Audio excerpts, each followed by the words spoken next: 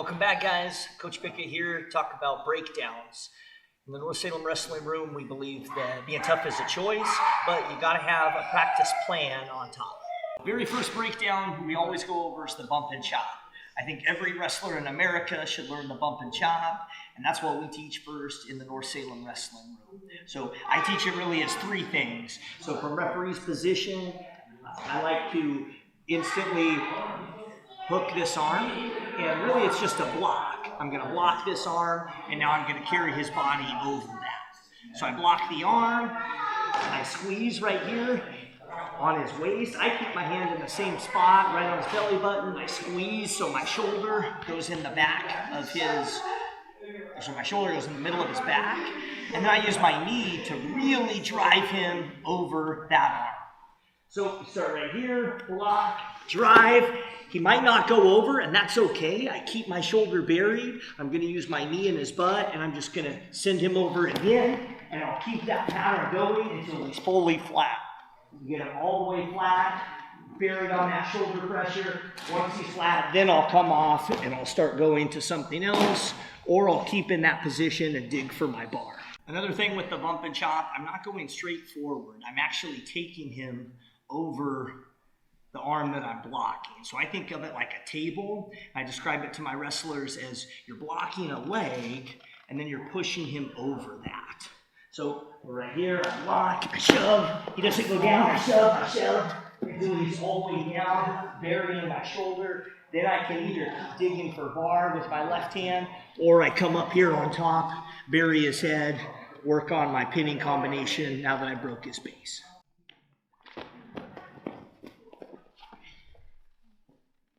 All right, after the bump and chop, I also like to teach tight waist ankle. And I'll show this off far ankle. So we get to referee's position, and I'll actually bring this knee that's up by his butt, I'll bring it back a little bit. That makes my motion easy here. What I'm gonna do, the hand that's on the belly button is gonna drop to the ankle, and the hand that starts in the C grip on his elbow is gonna instantly drop over and grab a tight waist. So the C grip one, as I do that, I'll drop my shoulder so that I can reach as far around as possible. And then I'm gonna grab and I'm gonna turn, and at the same time, I'm lifting that ankle into his butt, and I'm just gonna start pumping my feet, driving forward.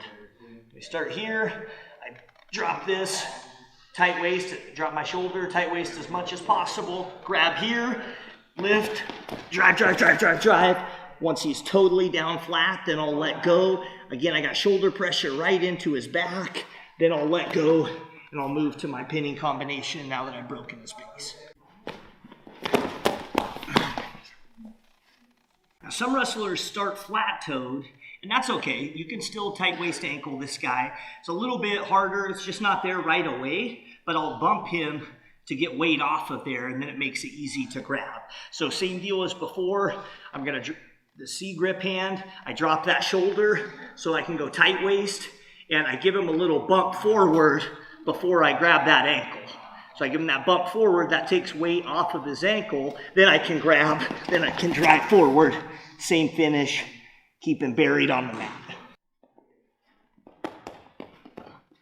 All right, so after the far side tight waist near ankle, I'll teach the near side tight waist ankle. And this usually I hit off of a guy who I'm bumping and chopping, and he's just a horse and he won't go down. So I'll start with my bump and chop. I'm going here and he's just too much of a horse. This isn't going. I'm not able to get weight over. Then I'm going to switch. My hand, I'm going to kind of shift, bury this shoulder so I can get tight waist. Then I'm going to grab other ankle, lift it to his butt, pump my legs until I get him all the way. All right, next one I like is inside wrist bump. So on this one, I'll start in referee's position. My hand that's on the C grip is going to come inside, and I'm going to bump here, get him to his forearm, grab wrist. Then from there, I'm going to bump forward to get him on this shoulder. Then from there, if he's not flat yet, I'll come out to the side, I'll grab his butt, I'll rip him to the mat. A lot of times I can even end up in this cowboy with this bar behind his back.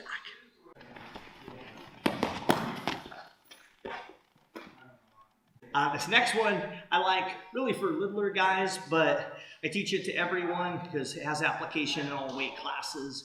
Spiral ride. So from referee's position start, this hand that was the C grip is going to jump inside. I'm going to try to get elbow pit to elbow pit and hook something on the head right here.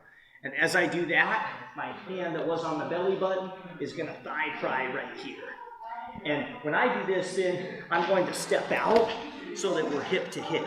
I'm going to try to run him forward.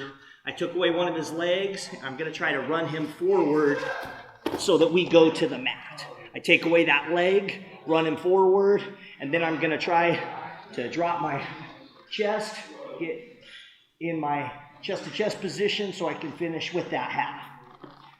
Now, finishing in the half is ideal. What will happen a lot of times is he's going to go flat, and instead of finishing with the half, I'm going to settle for a wrist. So against the toughest guys, when you hit the spiral, I go here, I start to run this out. He's going to go right here, and I'm going to have to come back here, grab wrist, and I'm going to settle for that. I'll get that half if I can, but I'll settle for a wrist and a cowboy bar. Now, the goal for all of these breakdowns are to literally break his base. So we call this his base, and I can't work a pinning combination until he's off of his base.